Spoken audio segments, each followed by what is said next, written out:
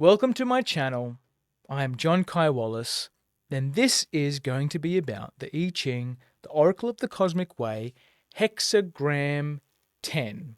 If you want to skip straight to the hexagram, there's a link down the bottom which will take you to the body of the hexagram. But what we start with is my personal contemplations and contemplations that have come through my life experience and the life experience of my clients of this hexagram.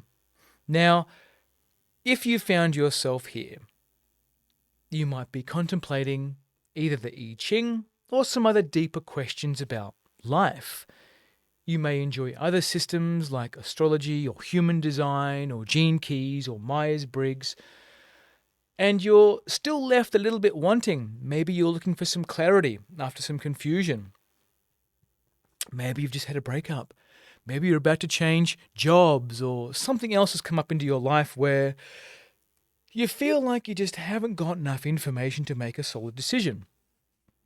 This is where my contemplation will begin, and I'm going to hit on 4, maybe 3 points that this particular hexagram also touches on that I felt was really important to go into. Now, in this hexagram 10, I've had it twice. I've had it called into my life through the RTCM twice. 9th of May in 2025, I got lines 2, 3, and 5, and the 1st of August 2026, line 3. And the first point that I want to go into here is it speaks to the soul. And the soul is an egoic construct, and that might feel challenging to a lot of people who have brought the image of the soul as a uniquely human experience. But the soul is really, in reality, the soul doesn't exist. It really is just a relabeling of metaphorical senses. Have you heard someone say, or have you personally said, I feel it in my soul? I feel it in my soul. It's like, you're just feeling it in you. Your body and psyche are aligned. When you say soul, it's the ego's way of finding a hook to be more important than what you really are.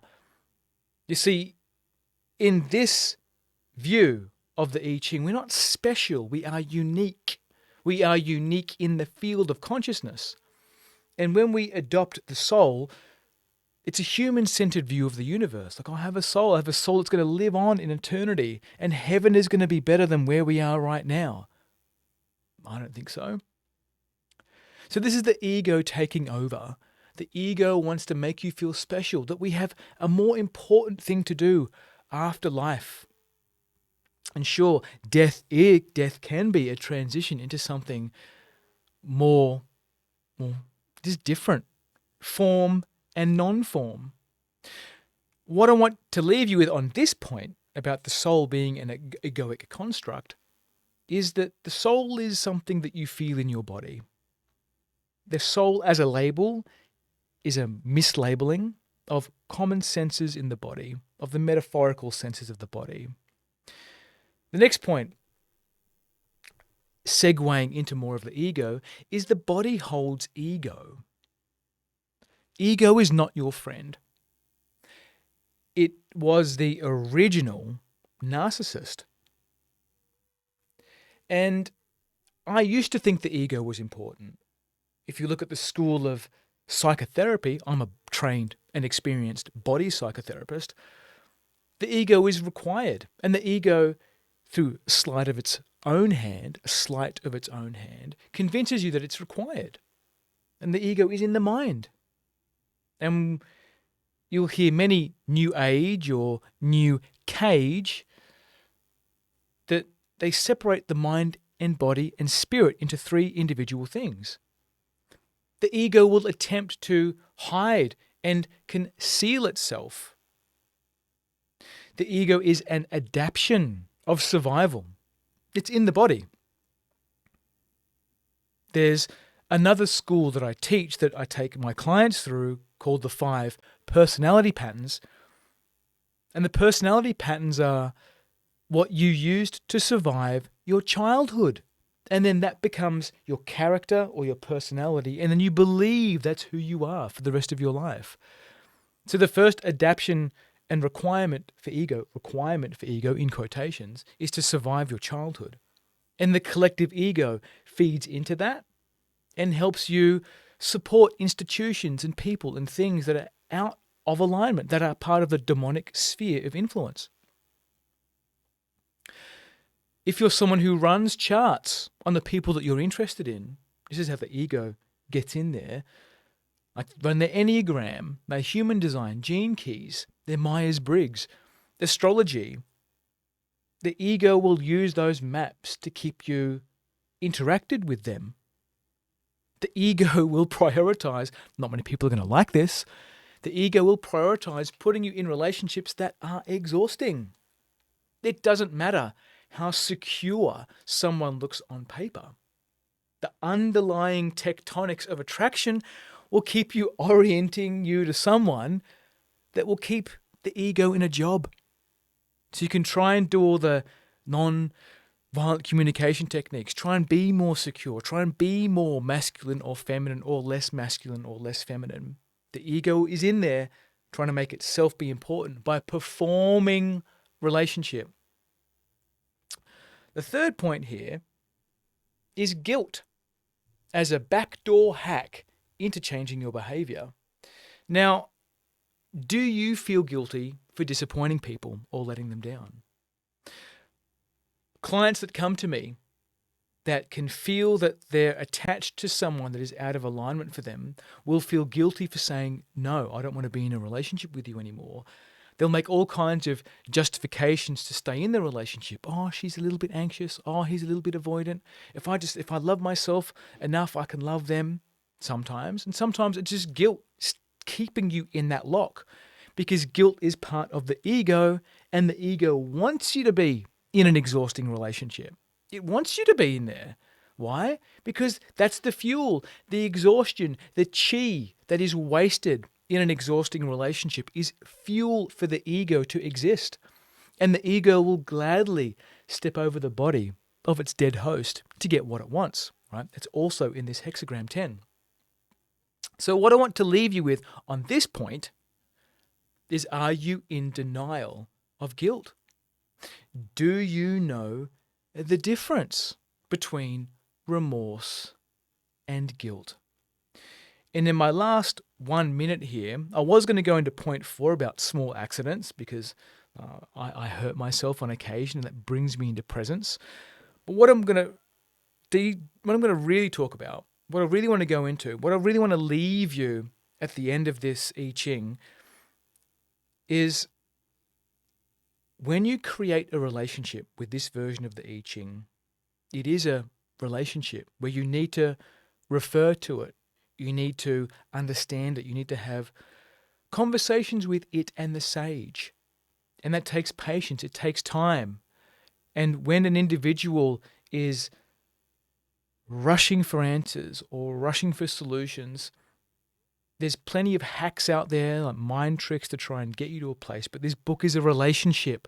The text, the wisdom within this is a relationship. So it takes time. So if you're here for the long haul, then I recommend checking out some of the other videos here, buying this version of the I Ching. And let's get started into the main body of Hexagram 10. Thank you.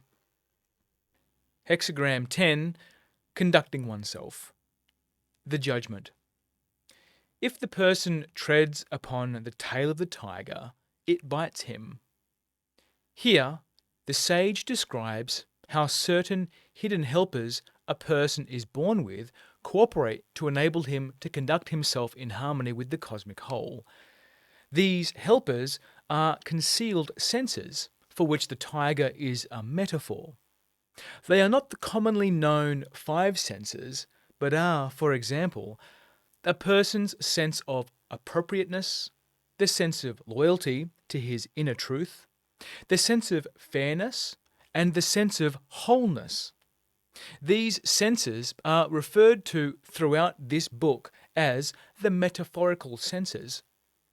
One of their general characteristics is simplicity as mentioned in line 1, they allow a person to respond harmoniously and appropriately to circumstances without the necessity of thinking. They operate as involuntary responses that keep him centered and complete within himself, therefore in harmony with the cosmos. When a person lives his life in harmony with all his senses, he remains without blame, meaning he does not create a fate. The metaphorical senses mentioned here are perceptible by the conscious mind only if a person tunes into them. However, when the conscious mind comes under the domination of the ego, thinking becomes exalted, and these senses, as a feeling consciousness, are subsequently diminished as primitive, repressed into the subconscious, and disregarded. Because they continue to act on their own, subliminally, on behalf of the whole, they have been assumed to be of a purely mechanical nature, as the name involuntary nervous system suggests. Their cooperation with the conscious mind can succeed, however, only when the person validates their importance. The senses mentioned are located in muscle tissues throughout the body. They bring about involuntary responses such as blushing, retreating, fleeing, and also advancing along the line of no resistance. The latter is another term for saying they achieve things through transformation.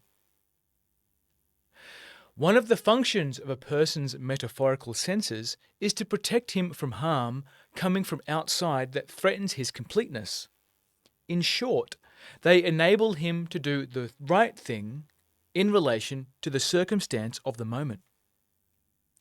Treading on the tail of the tiger is a metaphor for what happens when a person acts against these senses, because they have become suppressed through conditioning. When the tiger bites in the form of fate, I'll say that line again, then the tiger bites in the form of fate. The suppression of a person's metaphorical senses starts at a very young age, when a program is introjected into the child's psyche that demonizes his animal nature as dirty and undesirable. The goal of this program is to have the child regard every fluid and material that naturally comes out of his body as despicable, and every exploration into his sexuality accompanied by guilt. Since his animal nature and sexuality are the very sources of his life force, chi energy, these mistaken ideas trap the person in an impossible paradox. He must regard the very things that comprise his nature and supply him with nourishment as his enemy. A further program is installed by the collective ego, which tells the child that he can redeem himself by developing his higher nature through following the dictates of the collective ego. However, this rejecting the body as inferior puts spells and poison arrows on his body, creating illnesses and other forms of fate. A person receives this hexagram when he is experiencing a fate due to the above false program that has disabled his metaphorical senses. See page 546, What are spells and poison arrows? The sage draws our attention to the difference between self-development defined by the collective ego and the natural desire to free the true self from the ego. The collective ego first cultivates a sense of insufficiency and guilt in the individual in order to create a false dependency on it. In slandering a person's animal nature as wild, it provides a reason for its hierarchical control over him. By accepting these slanders, the person incurs cosmic blame. When the blame is continued over a period of time, a fate is activated to make him aware that he is in conflict with his true nature. To free the true self, the sage encourages him to rid himself of the idea of guilt and then of the entire program of cultivating his higher nature, which is based on guilt and the idea of insufficiency of self. Part of the collective ego's program is the development of so-called qualities of character and models of conduct that would make him, a superior man. Implied in this program is the self-flattering idea that by becoming guilt-free, the person can become like God. This hexagram makes a clear distinction between conduct that leads to the fulfillment of a person's destiny and conduct that creates a fate. Fate is not, as the collective ego would make us believe, something we are born with, that is written in the stars, or is the result of a hostile cosmos or nature. It is rather the consequence of conduct resulting from mistaken ideas and beliefs. Fate is a signal that the person is diverted by these beliefs from fulfilling his cosmic destiny. Spells and poison arrows connected with this hexagram contain phrases such as, "Humans' animal nature is the source of evil," "In and of yourself, you are not enough to cope with life," and ideas that a person is guilty by nature. Related phrases are, "You have to develop character," "You have to become something," and "You need to become like God." Related spells come from calling things by names, by wrong names that create confusion about their true natures. Among them are calling the ego the self and inventing things that do not exist in the cosmic order of things, such as soul for the psyche, instincts for the metaphorical senses, and culprit for a person who is trapped in mistaken beliefs. See the glossary on page 572, Soul, page 557, Instincts, and page 559, Culprit. Now we do the lines. And if you're here for the lines, welcome. Line 1. Simple conduct. Progress without blame. Simple conduct means responding to situations rather than creating them. It is a way of remaining centered and correct in the midst of other people's activity. Making progress without blame occurs when a person is free of pretenses. This line often refers to conduct that is not in harmony with the cosmos because it lacks simplicity. Such an attitude may be observed in the person who comes to the I Ching only to get free of the discomfort caused by his problems and not to rid himself of the luxurious and egocentric attitudes that have caused them. Such a person will not accept his fate. The line may also refer to the person who does what is correct from the cosmic point of view, but only to be a superior person, and not because it is in harmony with his true feelings. The same also applies to the person who fails to retreat and say the inner no in the face of others' ego behaviour, from fear of being disliked. Simple conduct means to do a thing for its own sake, as in the famous Chinese saying, "The master potter leaves no trace." He makes the pot for itself and not to achieve acclaim or from any other intention. The line can also refer to someone who has adopted the self-image of the unpretentious person. However, simplicity, like modesty, cannot be achieved as a goal, since it is the consequence of a person's seeing his true place in the cosmos. When such a person creates a fate through having adopted the self-image of being simple, he will say, "I don't deserve this fate." Line 2. Treading a smooth, level course, the quiet and solitary man fulfills his destiny. The quiet and solitary man indicates a person who is capable of shutting out the clamouring voices of the ego and thus is attentive to all that his senses tell him. He is solitary in that he places his dependency on his inner truth rather than on others.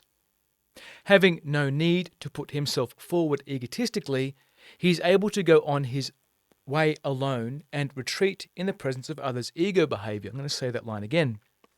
Having no need to put himself forward egotistically, he is able to go on his way alone and retreat in the presence of others' ego behaviour.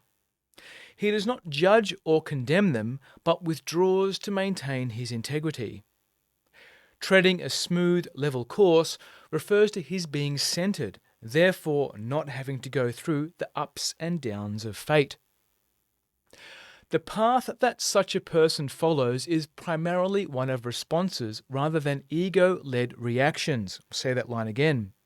The path that such a person follows is primarily one of responses rather than ego-led reactions. He thus embraces what is harmonious by saying an inner yes, and rejects disharmony by saying an inner no and withdrawing from participation in it. In all situations, he consults his feelings for what feels harmonious and acts accordingly. A person may receive this line when he is afraid to stand or go on his way alone in this fashion, out of fear of being lonely or excluded by others. He does not realize that retreating from ego behavior in others is to be embraced by the cosmos itself. His fear keeps him imprisoned and makes him accept ego behavior from others. It also draws others' transgressions into his space. Although he does not realize it, he can always leave the prison of his fear. Such a person may be caught in the idea that to be without someone is to be only half a person, and that he needs the others to complete him. This view puts a poison arrow on his natural completeness. To become free of it, he needs to rid himself of the phrases, "in and of yourself you are not enough," and "by yourself you are incomplete." See page 550, Deprogramming Procedure. This line may be referring to a person who is staying in a wrong relationship from guilt, believing that he owes it to the partner to stay. To be free of the spells created by guilt, he needs to reject guilt and all its supporting reasons. Accepting a wrong relationship with another creates cosmic blame. See page 531, The Inner No. This line informs us that the purpose of maintaining inner quiet is to attain clarity, not to be quiet or live in solitude, because doing so fulfills a model of spirituality. A spiritual self-image is still a creation of the ego. See page 541, Freeing Yourself from Self-Images.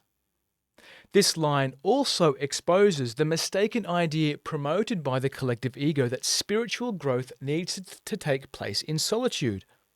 Such an idea comes from spiritual ambition, which occurs when the ego in a person tries to take charge of his inner growth toward maturity by turning it into a retreat from the world. It seeks to attain an ideal of perfection through a solitude that will keep him free of worldly contamination. Such a person confounds isolation from others with the inner independence that is found through depending on the cosmos. Let's say that line again. Such a person confounds isolation from others with the inner independence that is found through depending on the cosmos. Line 3. A one-eyed man is able to see.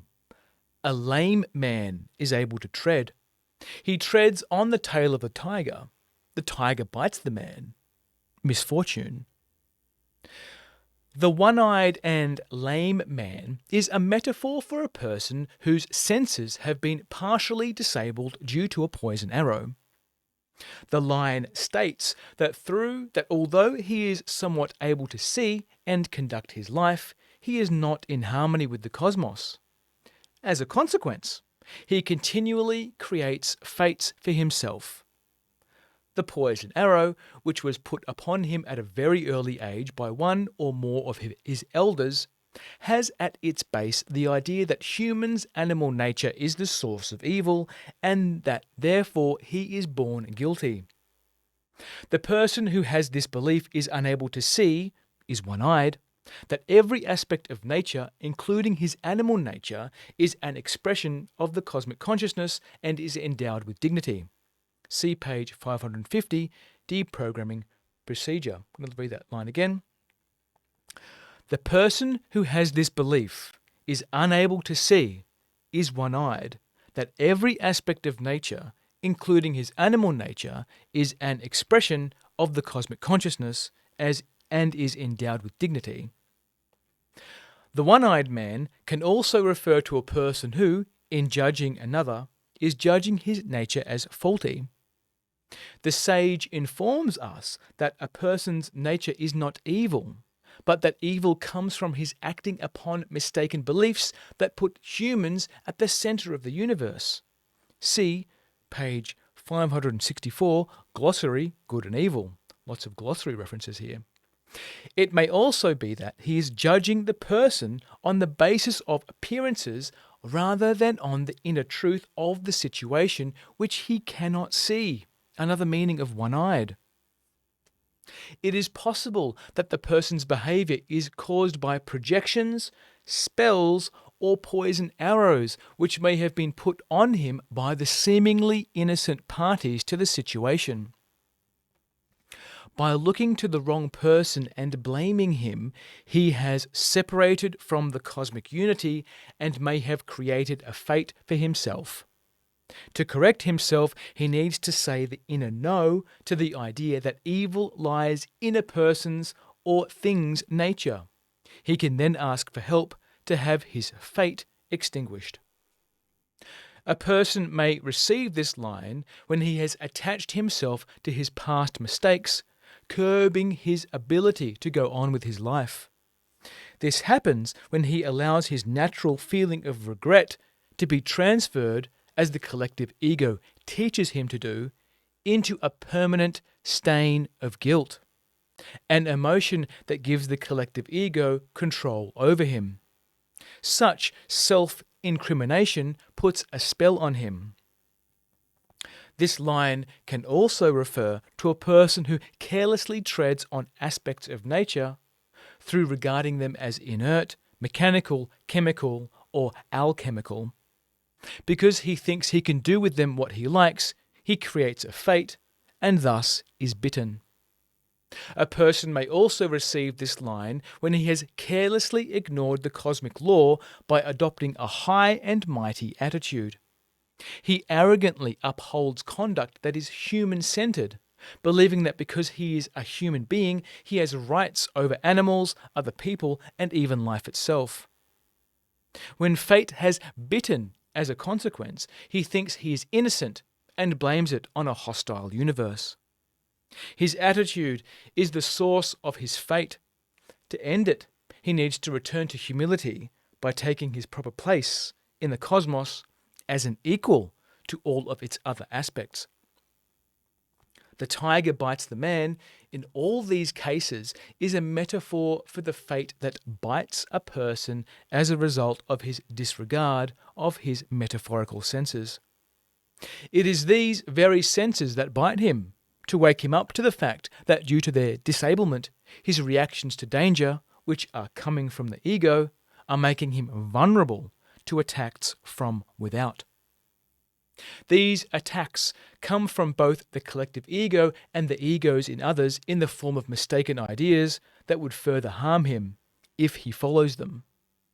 This disablement makes him unable to recognize their damaging effects and also unable to attract the protection of the helpers. People experience this wake-up call in disturbing dreams and in small accidents. If these warnings are not heeded, the adversities will become ever more severe. Line 4. He treads on the tail of the tiger. Caution and circumspection lead ultimately to good fortune. he treads on the tail of the tiger is a metaphor for a person who is experiencing a fate. Fate, as indicated in the previous line, can be ended at any time a person recognizes the error of his ideas and beliefs and rids himself of them. Caution and circumspection is a warning that there are mistaken ideas present in the situation that would pull the person back into certain traps. It warns in particular against the dangers I'll say that line again. It warns in particular against the dangers created by incipient guilt.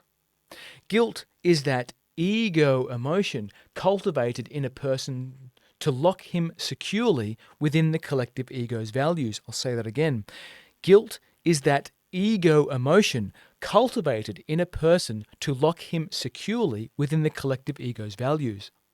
It is the feeling that sometimes sets in after a person has said the necessary inner no to wrong actions or beliefs he has been trained to tolerate and accept.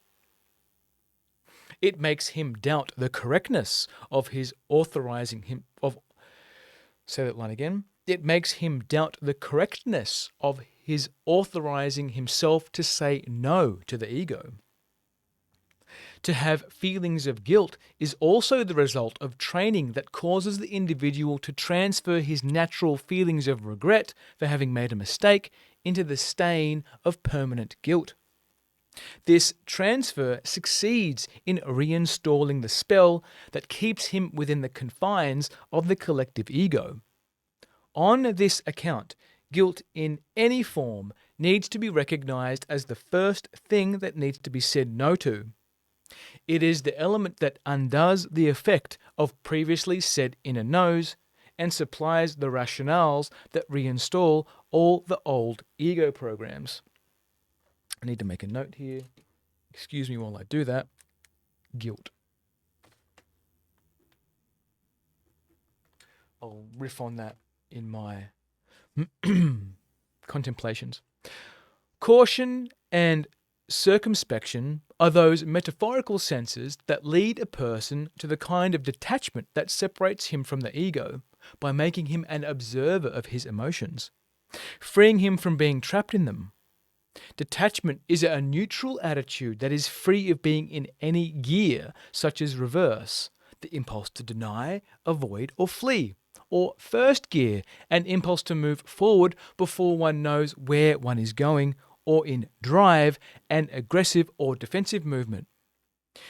Neutrality creates the inner space that allows the sage to be heard within, for it is the sage, ultimately, that can help the person free himself from his fate, the good fortune referred to.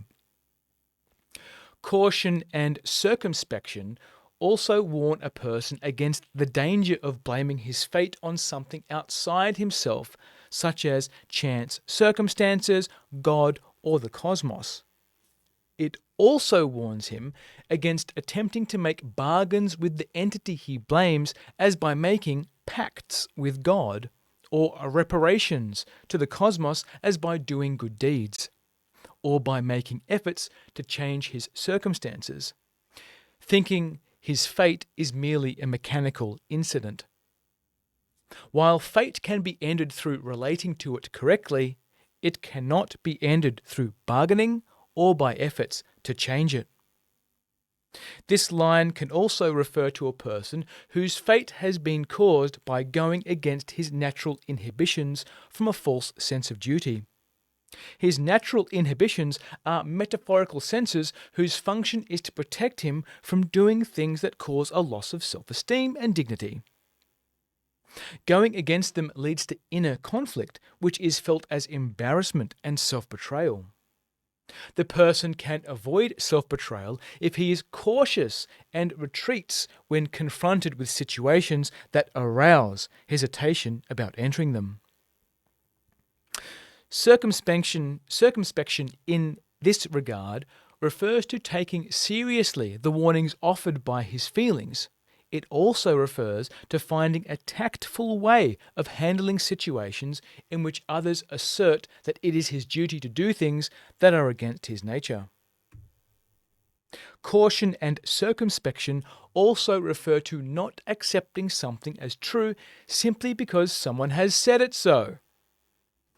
The validity of ideas and statements can always be checked with the sage by using the RTCM and, if necessary, by asking for a hexagram. In this way, a person can avoid putting himself on paths that are dead-ended or that would invoke a fate. A person may also receive this line when he has wrongly concluded that he can do nothing about his fate. As said above, all fate can be ended, but in this case, the person needs to say the inner no to the idea that he can do nothing about it. The purpose of fate is to redirect him inward, to freeing himself from the mistaken ideas that prevent him from fulfilling his destiny. See page 542, Freeing Yourself from a Fate. Line 5. Resolute conduct. It furthers to be firmly correct, with awareness of danger. In its cosmic sense, resolute conduct means putting one's will to the correct use. What is called will is not the same as the will to live. Our will is part of our metaphorical senses, but unlike some of the other metaphorical senses, it can be flattered by the ego into serving its purposes, as in fighting what the ego defines as evil, or in pushing the person's efforts to achieve goals it defines as good. The ego's flattery is the danger referred to in the line. Being firmly correct means saying the inner no to those flatteries. When a person is struggling to free himself from the ego's tyranny, his will can be of inestimable help if he asks it to come to his aid. When the ego has succeeded in turning a person's will to its purposes, it uses the will to obstruct the other metaphorical senses that would otherwise be able to restrain the person from pursuing its false goals. I'll say that line again. When the ego has succeeded in turning a person's will to its purposes, it uses the will to obstruct the other metaphorical senses that would otherwise be able to restrain the person from pursuing its false goals. In the will's unrestrained effort to achieve the ego's goals, the entire self will be sacrificed if need be. As the driver of a person's will, the ego strongly asserts itself as I. The person needs to recognize that the parasitic ego, if not stopped, will drive him so hard it will extinguish its host. It can be stopped by saying the inner no to the ego's demands. The ego will also use a person's will to either fight a fate or to overcome it through submission. Both approaches come from a heroic self-image that misuses the will. Such an abuse of will only creates a new fate. The person needs to rid himself of the mistaken ideas that create such self-images. The mention of danger in this line can also refer to being rigidly correct. The true self does not strive after any such flattering idea as perfection. Rigid correctness is also associated with self-righteousness, which comes from the ambition to be in the right and to fulfill the self-image of the good person, as defined by the rules and values of the collective ego. Wherever either ambition or self-image is involved, a fate is created. Our will, as in line 5 of Hexagram 31, influence, informs us, is located in the nerves in the back of the neck just below the brainstem. From this position, it is capable of influencing the other metaphorical senses located in muscle tissues throughout the body. Line 6. Look to your conduct and weigh the favourable signs. When everything is fulfilled, supreme good fortune comes. A person can receive this line when he is weighing whether to make a particular move. The line tells him that his hesitation is justified because his common sense feels elements in the situation that are not appropriate, but are not yet conscious to his mind. He needs to consult the sage to discover the inner truth of the situation. Then the right way to go will show itself.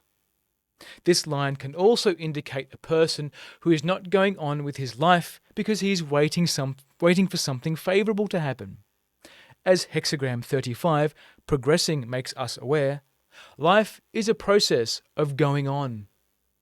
It is while we are going on with our lives that the things happen that lead us to our destiny, even though at the time we may not recognise this fact. The word weighing also points to the person who believes he can make deals with fate, that he will be rewarded if he behaves according to the shoulds and musts of the collective ego.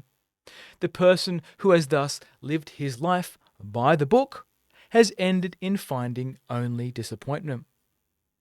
A person can also receive this line when he has misunderstood the true meaning of conduct. Since early childhood, he may have lived his life by the standards and values of the collective ego, and may even think he has brought these values to perfection through fulfilling its images of the hero, the good person, or the spiritual person. He may have transferred his idea of correct conduct to his way of following the I Ching as a sacred text, with the idea that if he behaves as he understands it, an imagined good fortune will come. He has taken the written words as promise. Now he is weighing the outcome and is wondering why the good fortune has not come. He has been paying attention to conduct as form, rather than understanding that correct conduct is the result of being in harmony with his inner truth. He has not noticed that in doing so, his true nature has been sacrificed, and he has created a fate. He can free himself from his fate by recognizing his mistaken beliefs and ridding himself of his self-images. See page 541, Freeing Yourself of Self-Images. That concludes the hexagram. I'm going to do the contemplations. And if you skipped the contemplations, I totally understand that. But if you want to go back to the contemplations, I'll put a link in the chapters here. So you can just jump back to the contemplations. Now, let's do that.